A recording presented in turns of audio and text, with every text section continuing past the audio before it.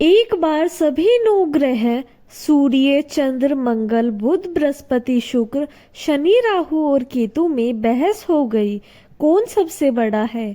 आपस में लड़ने के बाद सभी देवराज इंद्र के पास पहुंच गए। इंद्र असमंजस की स्थिति में निर्णय नहीं ले पाए, परंतु उन्होंने सभी ग्रहों को सुझाव दिया कि पृथ्वी पर राजा विक्रमादित्य ही इसका फैसला कर सकते हैं, क्योंकि वह बहुत ही न्यायप्रिय राजा है।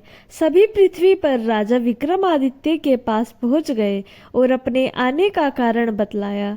राजा उनकी समस्या को सुनकर बहुत परेशान हो गए। उनका चिंतित होना लाजमी था, क्योंकि जिसको भी किसी से छोटा बताया तो वही गुस्सा कर जाएगा। राजा के काफी सोच विचार के बाद उन्होंने एक उपाय सूझा। उन्होंने स्वर्ण, रजत, कांस्य, पीतल, शीशा, रंगा, जस्ता, अभ्रक और लोहा से 9 सिंहासन का निर्माण करवाया। उन्होंने उपयुक्त कर्म में रख दिया गया। सबसे निवेदन किया गया कि कर्मानुसार सिंहासन पर आसन ग्रहण करके शर्त रखा गया कि जो सबसे अंतिम में सिंहासन पर आसन ग्रहण करेगा वही सबसे छोटा माना जाएगा, जिसकी वजह से शनिदेव सबसे बाद में आसन प्राप्त कर सके और सबसे छोटा कहलाए। क्रोध के आवेश में आकर शनिदेव ने सोचा कि राजा ने यह जानबूझकर किया है। कुपित होकर राजा से कहा कि राजा, तुम मुझे नहीं जानता। सूर्य एक राशि में है 1 महीना, चंद्र 2.25 महीना 2 दिन, मंगल 1.5 महीना, बृहस्पति 13 महीना, बुध और शुक्र 1 महीना विचरण करते हैं, लेकिन मैं 2.5 से 7.5 साल तक रहता हूँ। मैंने बड़े बड़े का विनाश किया है। श्री राम को 7.5 आने पर उन्हें जंगल जंगल भटकना पड़ा और रावण की आने पर लंका को बंदरों की सेना से परास्त होना पड़ा। क्रोध शनिदेव ने राजा से कहा कि अब आपको सावधान रहने की जरूरत है। इतना कहकर शनिदेव कुपित अवस्था में वहां से चले गए। समय गुजरता गया और काल चक्र का पहिया घूमते हुए राजा की 7.5 आ गई। तब शनिदेव घोड़े का सौदागर बनकर राजा के राज्य में गए। उनके पास अच्छे नस्ल के बहुत सारे घोड़े थे। तब राजा को सौदागर के घोड़े का पता चला तो अश्वपाल को अच्छे घोड़े खरीदने के लिए भेजा। अश्वपाल ने कई अच्छे घोड़े खरीदे। इसके अलावा सौदागर ने उपहार स्वरूप एक सर्वोत्तम नस्ल का घोड़ा राजा की सवारी हेतु दिया। राजा विक्रमादित्य जैसे ही उस घोड़े पर बैठे, वह सरपट वन की ओर भागने लगा। जंगल के अंदर पहुंचकर वह गायब हो गया। भूख प्यास की स्थिति में राजा जंगल में भटकते हो रहे। अचानक उन्हें एक ग्वाला दिखाई दिया, जिसने राजा की प्यास बुझाई। राजा ने प्रसन्नता में उसे अपनी अंगूठी देकर नगर की तरफ चले गए। वहां एक सेठ की दुकान पर पहुंचकर उन्होंने जल पिया और अपना नाम विक्रम बताया। भाग्यवश उसी दिन सेठ की खूब आमदनी हुई थी। सेठ खुश होकर उन्हें अपने साथ घर ले गया। सेठ के घर में खूंटी पर एक हार टंगा था, जिसको खूंटी निगल रही थी। कुछ ही देर में हार पूरी तरह से गायब हो गया। सेठ वापस आया तो हार गायब था। उसे लगा कि विक ने ही चुराया होगा। सेठ ने विक को कोतवाल के हाथों पकड़वा दिया और दंड स्वरूप राजा ने उसे चोर समझकर हाथ पैर कटवा दिए। अपंग अवस्था में उसे नगर के बाहर फेंक दिया गया।